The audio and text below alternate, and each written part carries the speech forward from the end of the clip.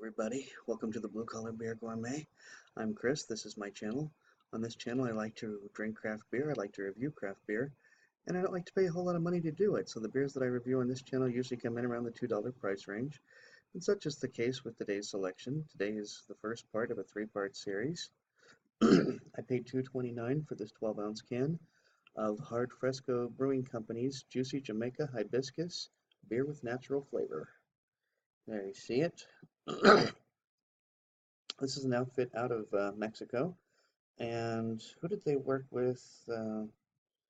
Hugo's Beverage Company, San Fran, Stevenson, Washington. So, brew in Mexico City, San Francisco, and Stevenson, Washington. So they brew in all three of those locations. I'm thinking this is a fairly new thing because just to give you an idea among the brewing community, among the reviewing community, excuse me, what did I say, brewing community? I have only one friend who has checked in on this beer. He did not rate it, so I have no reference. Only 306 of us have reviewed this on Untapped, giving it a cumulative score of 3.38. There is no ranking on Beer Advocate. Now, Rate Beer had it, but Rate Beer was bought by InBev, so now it's a corporate entity. I don't care about Rate Beer and what they think anymore. But there you have it. So 3.38 among 306 people on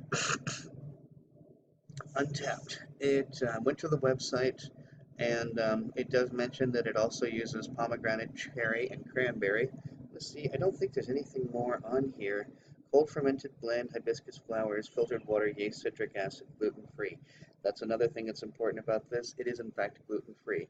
So once again, the ability to share a beer with friends. I'm telling you, once we get a gluten-free, no alcohol beer that's actually drinkable, I think the world is going to come together in harmony, and we can all sit down and drink a beer, regardless of your religious beliefs or your dietary needs.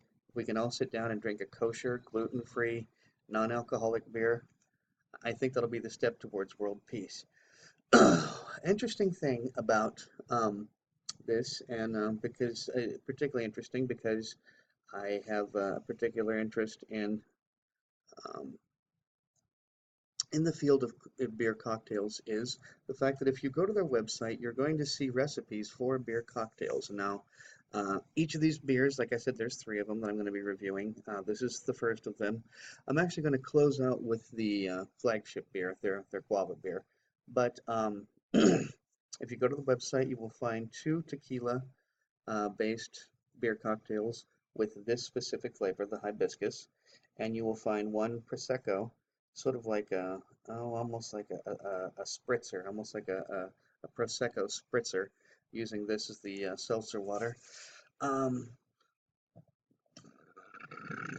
Pardon me. Anyway, so there you have it. It's not specific to any type of variety of beer. I don't know whether it was lagered or if it's an ale, to be perfectly honest with you.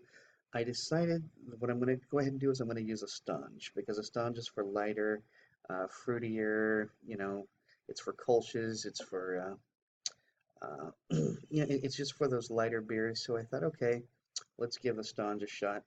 And maybe the next one I'll try a different glass. Maybe I'll try a different glass with each of them. But for now, I'm going to try this sponge, and we'll see how this works out. Let's see how this pours. And this is pouring. Okay, what you're seeing is maybe half a shade darker. Actually, the camera's doing a pretty good job of coming through with the true color of this. As you can see, there is almost no head. There is, however, lots and lots of carbonation, high carbonation. Of course, it's a hard Fresco water, so it's bound to have copious amounts of carbonation. But like you can see, that tiny little wispy head ain't much to say there. Gonna give this a quick beard wipe. I smelled a fruit conglomeration. Let me stick my schnoz in there, see what I can find. Well, it's very, it's alcohol-y smelling and even kind of vinegary smelling. Wow, super vinegary. Remember when you were a kid and you'd make colored eggs and you'd use that vinegar combination? Yeah, that's kind of what it smells like. Hmm. That is not a pleasant aroma, I gotta say. Huh, I don't know. One more factor about this, I did in fact pay $2.49 for it, and I paid $2.49 for the other two, just so you have some idea. This is actually, so it's a little more than, just slightly more than I'm used to paying for beers, but, and it also has a 5.7 ABV. So,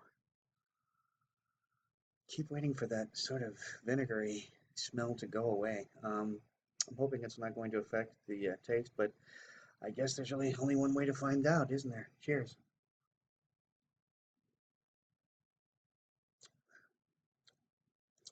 Hmm, not crazy about that. It is fruity.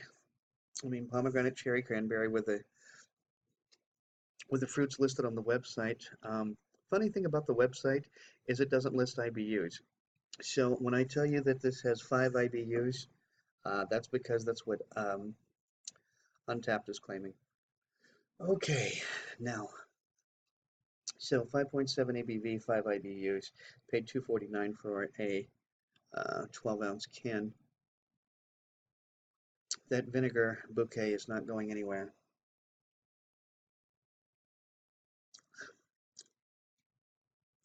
Okay, it's sweet. It is fruity. I'm tasting more than anything. Among those three, I've got to say I'm tasting the pomegranate more than anything, which is kind of surprising. I figured cherries and cranberries being cheaper, you'd taste more of that. But no, I am tasting more pomegranate. Hmm. I'm not nuts about this one. I'm hoping that I'm going to like the other ones better. Uh, it's kind of growing on me, though. I will say that the flavor, the taste that I just had is definitely better than the prior. Okay, so I'm going to describe that as about a medium-low mouthfeel. Will say that the vinegary aroma is not coming through in the tongue, and that's good. Uh, Mostly pomegranate, and then I would say probably cherry after that, and then cranberry after that. The tartness is very much on the back end. So the tart cranberry, it's probably the least of the three flavors that you get. I don't know what hibiscus tastes like, so I can't tell you whether it's a true hibiscus flavor or not. I do think that these definitely lend themselves to beer cocktails, and maybe that's the best way to actually enjoy one of these is by adding other elements to it. I don't know. I can get a better beer for 2.49, that's for sure. But it's not bad. I guess I'm going to go ahead and uh, give it a 2.75. It gets a 2.5 and then an extra point 0.5, excuse me, extra 0.25 for coming in a can. But I'm still not crazy about this. Well, guys, if you like this video, please be sure to like, comment, and subscribe. And until next time, drink good beer and don't break the bank doing it. Cheers.